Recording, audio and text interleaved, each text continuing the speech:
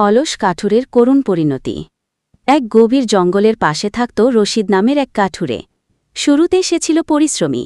প্রতিদিন ভোরে বের হতো, কাঠ কেটে বাজারে বিক্রি করত। এতে তার সংসার চলত ভালোভাবেই। কিন্তু ধীরে ধীরে রশিদ অলস হয়ে গেল।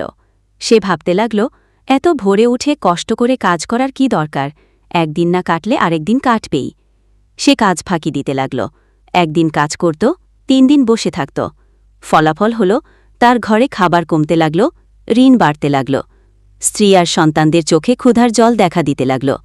একদিন তার স্ত্রী কাঁদতে কাঁদতে বলল, তুমি যদি কাজ না করো তাহলে সন্তানদের মুখে খাবার তুলব কিভাবে?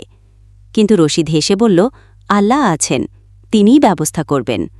আল্লাহর উপর ভরসা করা ভালো, কিন্তু চেষ্টা ছাড়া শুধু ভরসা অলসতার নামান্তর। এ কথা রশিদ বুঝতে পারল না। দিন যেতে লাগল।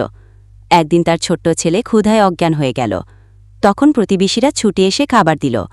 তারা রশিদকে তিরস্কার করে বলল, তুমি শক্ত সামর্থ্যবান মানুষ হয়েও শুধু অলসতার কারণে তোমার সন্তানকে মৃত্যুর মুখে ঠেলে দিয়েছ।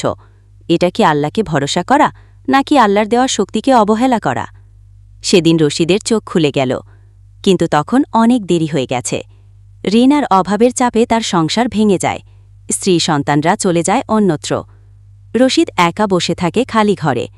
মনে মনে আফসোস করে, যদি অলসতা না করতাম তবে আজ আমার জীবন এভাবে নষ্ট হতো না। শিক্ষণীয় কথা, অলসতা শুধু